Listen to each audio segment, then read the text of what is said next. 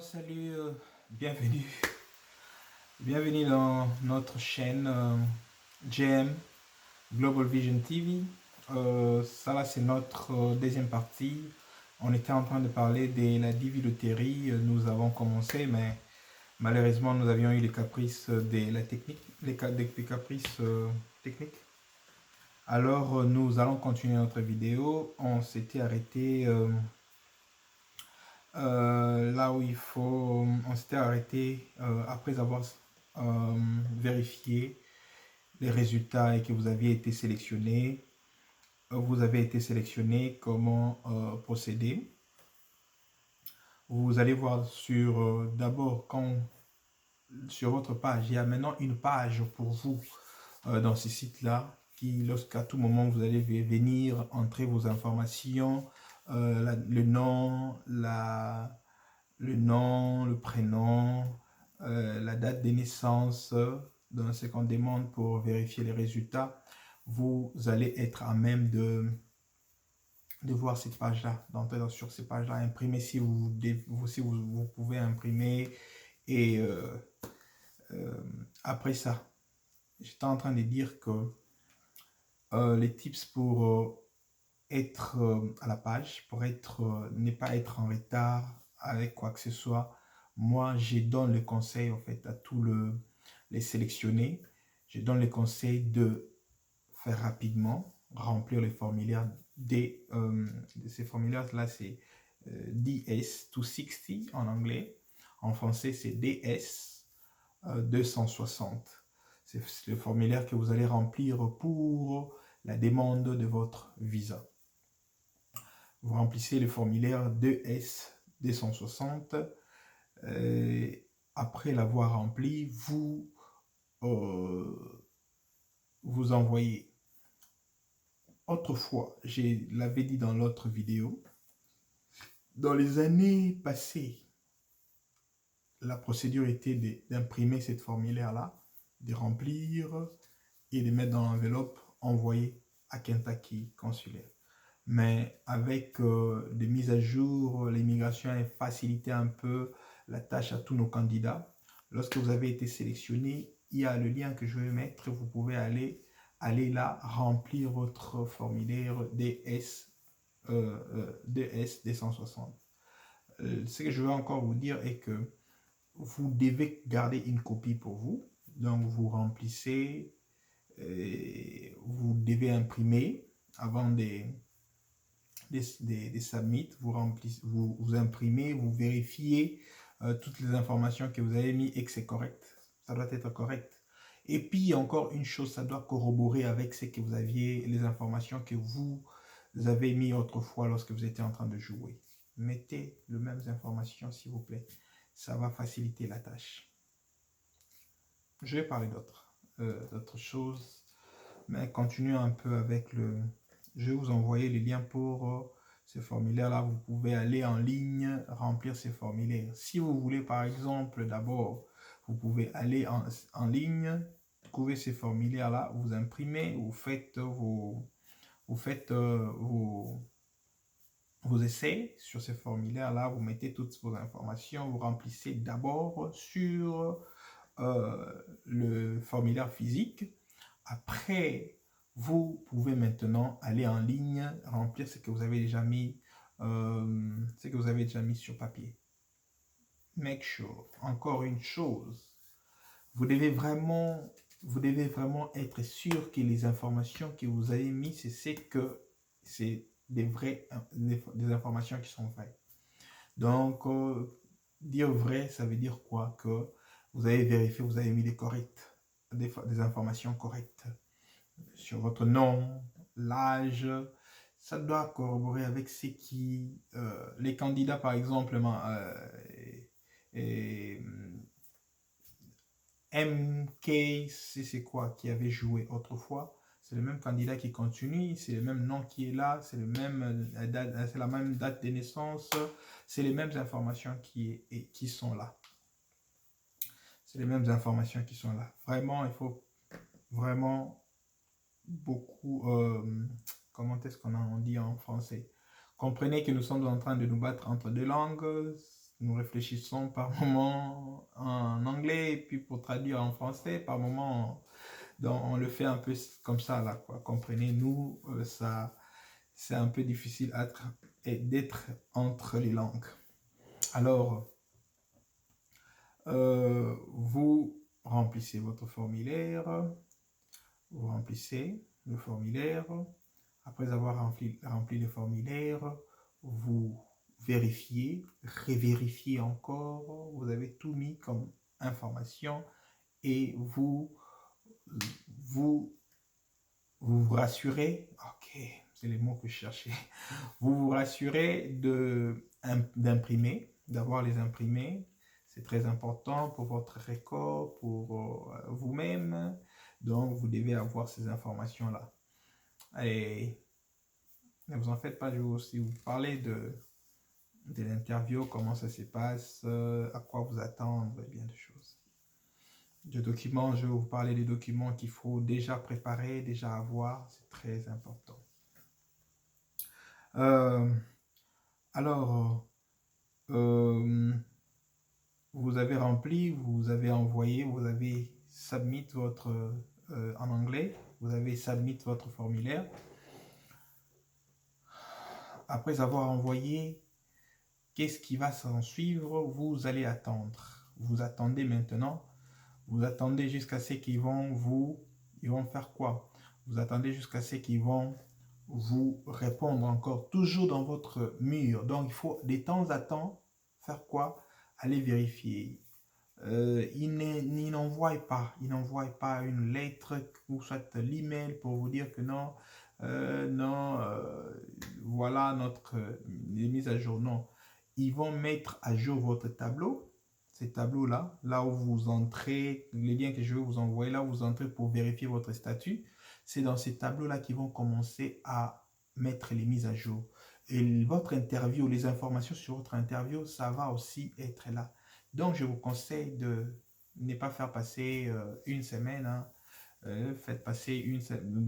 Ne pas faire passer une semaine. Vérifier à tout moment s'ils ont déjà mis les mises à jour sur votre tableau. Et vous pouvez avoir par exemple l'email pour dire que votre tableau a été updated, a été mis à jour. Mais ça ne va pas vraiment vous dire. Il faut aussi vérifier votre email. Ça peut vous aider. Ça ne va pas vraiment vous dire que non. L'email ne va pas vous donner les informations que votre tableau va vous donner. Donc, bien garder votre case number dans votre numéro de dossier, votre numéro de confirmation. Bien garder ça parce que vous en aurez besoin dans toutes les étapes. Ok, nous avons parlé de... Il nous reste encore... Ouais. Qu'est-ce que vous devez préparer? Vous devez préparer ceci. Premièrement, vous devez préparer la diviloterie séjour, les conditions pour jouer la diviloterie. Et dans cette condition-là, premièrement, c'est la condition la plus... quand tu n'as pas ça, tu ne peux pas jouer à la diviloterie. C'est un niveau d'étude requise. Donc, quand tu n'as pas ces niveaux d'études-là, hein, tu ne peux pas jouer à la diviloterie. Alors, on dit que tu dois avoir les High School Diploma en anglais. Alors, en Afrique, beaucoup plus de gens parlent des bacs. Bac, tu dois avoir le bac. Le bac, par exemple, au Congo, ils ont 12 ans pour avoir le bac. Donc, tu fais les études primaires, après, il y a les études secondaires, c'est 12 ans pour avoir le bac. Mais ils vous disent, tu dois avoir normalement l'high school diploma. Et je sais que beaucoup qui vont jouer, qu'ils ont le high school diploma. Donc, tous ces gens-là qui avaient joué, par exemple, qui ont dit que non, j'ai le bac, alors qu'ils n'ont pas le bac. En tout cas, je ne sais pas quelle magie que vous allez faire. N'allez pas dépenser votre argent parce que vous avez beaucoup plus de chances. je peux dire 95%, comme j'avais dit, que vous avez 95% de chances pour avoir le visa. Je peux encore dire que vous avez 95% de chances pour ne pas recevoir le visa si vous n'avez pas le bac. Donc, comme document, vous devez préparer votre bac. Vous devez préparer votre bac, le document, votre diplôme. Préparez, soyez avec et vérifiez que les informations que vous avez mis correspondent. Vérifiez que les informations que vous avez mis correspondent. Deuxièmement, vous devez avoir votre acte de naissance. L'acte de naissance, je dis bien acte de naissance. Par exemple, pour ceux qui sont au Congo, moi je viens du Congo, c'est pour cela que je vous donne les références du Congo. Pour ceux qui sont au Congo, ils ont ce qu'on appelle ils ont l'acte de naissance et ils ont l'attestation de naissance. L'attestation de naissance n'est pas l'acte de naissance. Donc, vous devez aller trouver l'acte de naissance dans votre commune. Vous allez faire l'acte de naissance. Vous savez comment ça se passe au pays. Il faut savoir comment faire, être expéditif, avoir ces documents-là. Ça n'expire pas. Dans votre acte de naissance, ça n'expire pas. Ça va rester ces documents-là. C'est pour cela que je vous avais dit, je vais vous parler de documents. Et surtout les documents qui n'expirent pas, c'est mieux de les avoir. C'est mieux de les avoir déjà avec vous. Comme par exemple votre diplôme qui n'expire pas. Vous avez votre acte de naissance qui n'expire pas. Donc, faites faire l'acte de naissance. Si l'acte de naissance n'a pas été fait dans le délai, par exemple, là, au Congo, si l'acte de naissance n'est pas fait dans le délai, ça doit être suivi d'un jugement supplétif. Donc, vous devez avoir un jugement qui accompagne votre acte de naissance pour dire que non, telle personne a été déclarée, mais après les délais, il est né de telle personne et patati patata, ça donne toutes les informations. Encore, vérifiez que vos informations sont le même dans tous les documents que vous avez. Votre acte de naissance doit avoir votre diplôme doit avoir les informations qu'il y a dans l'acte. Votre ça doit avoir les informations qu'il y a dans l'acte. Vos autres documents doivent avoir les mêmes informations. En tout cas, il faut make sure. Je sais qu'au pays, ces gens-là, ces agents-là, au fait, de l'État, ils font par moments des choses que je n'arrive pas à comprendre. Donc, vous allez donner d'autres informations, ils remplissent avec d'autres informations qui ils ont pris dans leur tête, je ne sais pas. Donc, il faut vraiment make sure que les informations sont les mêmes dans tous les documents. Hein? Alors,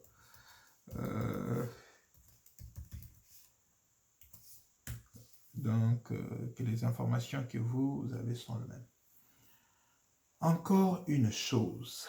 Donc, j'ai parlé des diplômes, votre diplôme, j'ai parlé de l'acte de naissance, les passeports. Vous devez avoir votre passeport. Le passeport, si vous vérifiez que vous avez été sélectionné, en tout cas, faites faire votre passeport. C'est très important. Faites faire votre passeport et faites-les faire. Déjà maintenant, là, vous pouvez commencer à chercher votre diplôme, mais le mettre quelque part. Avec la foi, hein, ouais. L'acte de naissance, des choses qui n'expirent pas. Les passeports, ça expire, mais c'est à durée de 5 ans, je pense. Donc, vous pouvez faire votre passeport, avoir ça. Vous êtes sélectionné, c'est une très bonne chose d'avoir votre passeport déjà en main. Déjà avoir votre passeport en main. Il y a l'autre quatrième document qui demande. Il demande le police record. Police record, si je peux traduire ça en français, c'est les rapports de la police, hein, qui prouvent comment est-ce que vous faites votre background check au pays, chez vous au pays. Au pays, par exemple, au Congo, hein, là au Congo, ils ont ce qu'on appelle l'extrait des casiers judiciaires. L'extrait des casiers judiciaires. Donc, chez vous, je ne connais pas comment ça s'appelle. Ça peut être par exemple le rapport de la police prouvant que vous n'avez jamais commis des crimes, ou soit prouvant que non, vous êtes, hein, vous n'avez jamais commis des crimes. Donc, vous allez, ça là, en fait, ça expire. Pour ça, là, je vais vous dire des... Donc, comme par exemple au Congo, ça là, normalement, ça ne doit pas dépasser. D'ailleurs, ils vous demandent hein, à l'ambassade que ça ne puisse pas être âgé de plus de 3 mois. Donc, ça ne puisse pas être âgé de plus de 3 mois. Ça là, je vais vous dire d'attendre. On vous a déjà donné, vous avez votre interview votre interview qui est en train de venir. Donc, peut-être avant 1 mois, parce que ils vont souvent vous mettre l'interview 1 mois avant.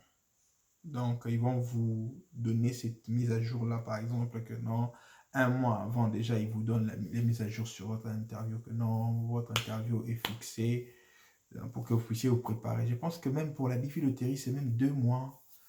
2 mois avant, ou soit 3 mois avant, comme ça, là. Et je pense que d'autres personnes, je ne sais pas. Je ne sais pas, en fait, votre cas, ça va être comment. Donc, il faut toujours vérifier votre mur. Dès que vous avez votre interview, vous calculez. Les documents ne doivent pas être plus âgés de plus de 3 mois. Non, ça ne doit pas être âgé de plus de 3 mois. Et ça ne doit pas être âgé de plus de 3 mois. Donc, vous calculez, vous faites à ce que ça puisse être moins même de 2 mois. C'est bien. J'ai donné le document qu'il faut. Ouais. Ça là, en fait, j'étais en train de donner le document pour un singleton. Quelqu'un qui est singleton. Quelqu'un qui n'a pas de... pour un marié, si vous êtes en train de venir avec... si vous voulez appliquer pour tous les gens que vous avez avec vous, votre femme, ou soit votre mari, vos enfants, vous devez avoir les documents pour tous ces gens-là. Donc, vous devez avoir leur acte de naissance, excepté les diplômes. Vous n'avez pas besoin des diplômes pour tous ces autres-là. C'est seulement le principal applicant qui a besoin de ces documents. Les principaux applicants sont celui qui a gagné à la divilotterie. On l'appellera principal applicant. Donc, c'est celui-là qui a besoin de diplôme d'État. Mais les autres auront besoin de quoi? Les autres auront besoin d'actes de naissance, des passeports et suivi de leur casier judiciaire. Donc, ils seront obligés d'avoir ces documents-là. Et vous devez aussi prouver votre mariage par un acte de mariage. L'acte de mariage, vous savez comment l'avoir. Il y a beaucoup de mariés ont leur acte de mariage. Donc, vous devez avoir tous ces documents-là. L'acte de mariage, et puis les documents comme les passeports, l'acte de naissance pour tous. Si vous êtes dans un pays francophone, hein, pas pour ceux-là qui sont dans des pays, par exemple, bilingues comme les Cameroun et dans leurs documents, ils mettent le français et l'anglais. Donc, ils n'ont pas besoin de traduction de documents. Parce que dans leurs documents officiels, il y a le français et l'anglais. Ils n'ont pas besoin de traduction. Mais pour vous, par exemple, qui vous vous retrouvez dans un pays francophone, vous allez avoir besoin d'avoir les traductions de ces documents-là. Au Congo, ils demandaient les traductions de l'acte de naissance, les casiers judiciaires, la traduction de... Si vous avez l'acte de mariage, donc vous amenez un peu la traduction de votre diplôme, je pense. Oui. Maintenant, vous devez avoir les traductions et les copies, au fait. Et une copie, vous réservez une copie pour, parce qu'ils vont rester avec les copies, et vos originaux, ils vont vous les remettre après, après l'interview. Donc, vous devez avoir ces documents-là, déjà avoir ça. Ce que je n'ai pas, par exemple, cité, c'est quoi? Il y a des documents, par exemple, qui viennent, pour les mariés, beaucoup plus, hein, pour les mariés, beaucoup plus, les documents qui viennent appuyer, par exemple, que non, ça là, ce sont des documents, ils appellent ça des documents supplémentaires. Donc, ce n'est pas obligatoire, ce n'est pas obligatoire. Ça devient obligatoire si vous demandez, par exemple, non, nous voulons beaucoup plus de preuves pour confirmer effectivement que vous êtes marié et que ce n'est pas un faux mariage. C'est comme ça là que vous allez sortir, par exemple, vous voyez les photos que vous aviez depuis, vous voyez des conversations, par exemple, que vous aviez, vous sortez les photos de vous, par exemple, du mariage, les photos où vous vous retrouvez un peu partout là avec votre femme, avec vos enfants, des choses pareilles. Vous pouvez ajouter ça. Vous pouvez ajouter ces documents-là et vous allez ajouter ça dans... Surtout, je conseille tout le marié, amener des choses pareilles. Ça va faciliter l'agent de l'immigration et il ne va pas vous poser trop de questions. Et il ne va même pas vous poser trop de questions. Il y a encore un truc que je devais aussi ajouter. Il y a beaucoup de gens qui se posent la question de savoir comment se passe l'interview l'interview de... Ne vous traumatisez pas. Ne vous traumatisez pas. Tout simplement, connaissez-vous vous-même et puis lisez tout ce que vous envoyez là. C'est beaucoup plus les informations que vous envoyez. Hein, ils vont vous poser les mêmes questions. Quel est l'âge de naissance, l'âge de naissance de votre femme, vos enfants. Hein, cherchez à connaître l'âge de naissance de chacun. Et le marié, par exemple, cherchez à connaître... cherchez aussi à connaître l'anniversaire de votre mariage, là, en fait. La date de votre mariage. C'était quand? Ne pas oublier ça. Ce sont des choses que vous devez avoir. Les informations sur votre femme, par exemple. Les informations sur votre mari. Cherchez à connaître, il est né quand, et ses parents, par exemple. Ses parents, il est né quand? C'est très important parce que vous mettez toujours, on pose la question de savoir vos parents, les informations sur vos parents et quoi que ce soit. Si votre conjoint, par exemple, a eu un enfant avant, s'il a eu un mariage avant, si par exemple vous avez eu un mariage avant, vous avez divorcé, toutes ces histoires-là, ce sont des informations que vous partagez entre vous pour savoir vous défendre quoi, devant l'officier de l'immigration. Il ne va pas vous... On ne pose pas trop de questions si vous êtes clair, si votre dossier est clair, vous avez très bien préparé votre dossier. Vous pouvez nous contacter pour ça parce qu'on peut aussi vous aider. Pourquoi pas? Nous aussi, on nous avait aidé. On peut vous aider à préparer votre dossier. C'est très important. Bien préparer votre dossier et bien remplir le formulaire.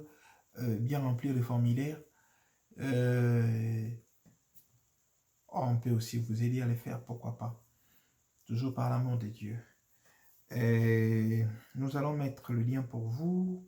Je pense que nous avions un peu balayé tout ce que nous avions à vous dire aujourd'hui. Nous avons commencé par vous raconter un peu l'histoire de la diviloterie, quand est-ce que ça a commencé et comment est-ce que ça a évolué, pourquoi ils les font. Ils les font parce que l'Amérique a toujours, dans sa vision, l'Amérique a toujours voulu avoir tout le monde aux États-Unis, parce que c'est un monde. Donc c'est un monde nouveau. Ils ont besoin de tout le monde et c'est ce qui fait la force des États-Unis. Donc c'est quelque chose de très important à connaître. Et quand tu as été sélectionné, tu prépares ton dossier, tu n'auras pas beaucoup de questions à te poser. Ils ne vont pas te poser des questions un peu... Non, non. beaucoup plus de questions sur toi-même, ta date de naissance, la date de, hein, ta date de naissance, euh, l'année hein, l'année où tu avais obtenu ton diplôme, hein. Des choses un peu comme ça là. Des informations sur toi-même. Bien les lire, bien les maîtriser, c'est très important. C'est très important. Donc, nous vous avions donné le document qu'il faut avoir. Et les documents qu'il faut avoir, c'est très important d'avoir ces documents-là déjà, avoir ces documents-là. Et il y a encore une chose que j'avais oublié de mentionner. Les traitements des dossiers à un prix. Donc, c'est normalement, il y a le montant qui sera en fait, qui doit normalement accompagner votre application. Les DS260. Donc, il y a un montant qui l'accompagne. Vous payez ça normalement à l'ambassade, je pense, le jour de votre interview, je pense. Ouais.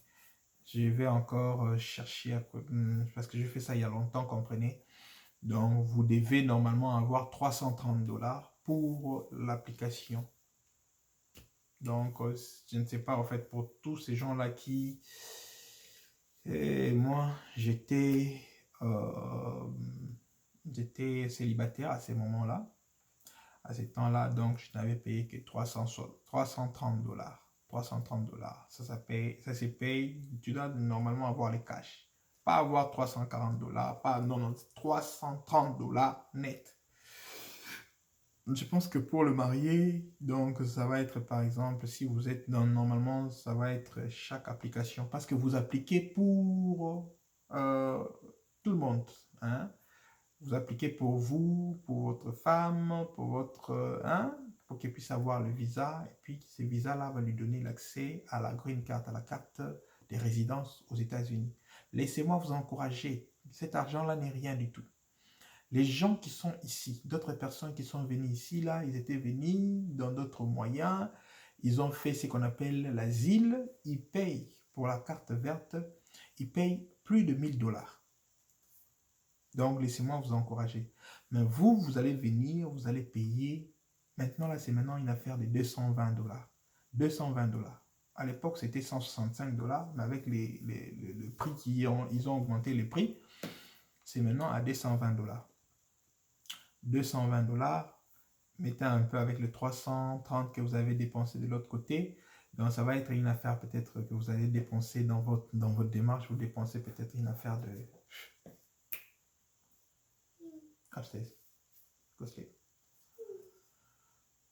Ça va vous coûter peut-être une affaire de 500, quelque chose de dollars. Il y a d'autres personnes ici là qu'on a raconté. Ils ont dépensé la fortune pour venir dans ces pays. Donc, DV Lottery, c'est le moyen le plus facile pour avoir la carte verte. Donc, vous visez la carte verte. Vous aurez les visas qui, d'abord, elle va être une carte verte temporaire pour une année. Et quand vous venez là, vous faites votre carte verte, ça va être à un prix vraiment minime, à un prix réduit. Donc, c'est vraiment un moyen très important, c'est vraiment un moyen bien, moins cher pour vous obtenir tout ce qui est la carte verte. Donc, faites-les, nous vous encourageons, faites-les, nous vous encourageons. Il y a des gens ici, là, qui cherchent ça comme pas possible. Il y a des gens qui ont fait des 10 ans sans avoir les papiers dans ce pays. Il y a des gens qui ont fait des 20 quelques ans. Nous avions raconté, nous avions rencontré des gens pareils qui ont fait de 20 quelques ans aux États-Unis, mais qui n'ont pas de papiers.